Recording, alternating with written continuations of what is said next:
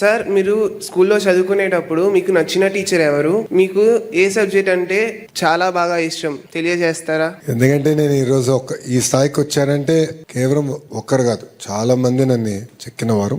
ఇంటర్మీడియట్కి వచ్చేగల కొన్ని సబ్జెక్ట్స్ లో నేను వీక్ గా ఉండేవాడిని. బ్రిడ్జ్ కోర్స్ పెట్టారు, మంత్రిగా ఉన్నారు నారాయణ గారు, ఆయనే నాకు పాఠాలు చెప్పారు స్వయంగా. అప్పుడు క్యాల్కులస్ అది. సో ఆయన బ్రిడ్జ్ కోర్స్ వల్ల నేను కార్నింగ్ మెల్లన్, తర్వాత 2 సంవత్సరాలు వరల్డ్ బ్యాంక్ లో పనిచేసి మళ్ళీ స్టాన్ఫర్డ్కి వెళ్ళేదానికి కూడా అవకాశం వచ్చింది. కార్నింగ్ మెల్లన్ లో నా గురువు గారు రాజిరెడ్డి గారు కూడా ఏంటంటే చిత్తూరు జిల్లాలో ఒక మారుమూల గ్రామంలో జన్మించిన వారు. కార్నింగ్ మెల్లన్ యూనివర్సిటీకి వెళ్ళి అసలు కంప్యూటర్ సైన్స్ ల్యాబ్ అసలు మొత్తం ప్రోగ్రామ్ రూపొందించిన గొప్ప వ్యక్తి.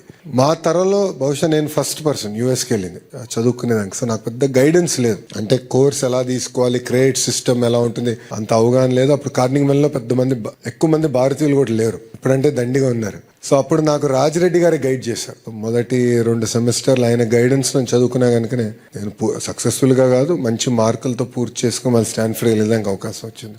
బెస్ట్ సబ్జెక్ట్ అంటే నాకు మ్యాథమెటిక్స్ లో నేను వీక్ గా ఉన్నా, మ్యాథమెటిక్స్ నచ్చేది. అది నన్ను ఆ వీక్నెస్ ని నేను ఓవర్కమ్ అవ్వాలి. నాలో ఈ సబ్జెక్ట్ లో నేను వీక్ గా ఉన్నా, దాన్ని నేను నేర్చుకోవాలి, దాన్ని అధిగమించుకుని ముందరికెళ్ళాలన్న ఆలోచన అప్పుడే పడింది. స్టాన్ఫర్డ్ లో మాకు ఒక పెద్ద అవకాశం ఉండేది, గ్రేడ్స్ నాన్ డిస్క్లోజర్. అంటే స్టాన్ఫర్డ్ ఎంబీఏలో మీ గ్రేడ్స్ అంటే వచ్చిన మార్కులు మీరు ఎవరికి చెప్పాల్సిన అవసరం లే, ఇంక్లూడింగ్ కంపెనీ నుంచి ఎవరిని వచ్చి నేను హైర్ చేయాలంటే. అది నాకు ఎందుకు బాగా నచ్చిందంటే నేను వీక్ గా ఉన్న ఫైనాన్స్ సబ్జెక్టులు ఎక్కువ తీసుకున్నా. అప్పుడు ఫైనాన్స్ లో వీక్ ఉండేవాడు. సో ఈ 2 మ్యాథమెటిక్స్ అండ్ ఫైనాన్స్, ఈ 2 నాకు బాగా నచ్చింది.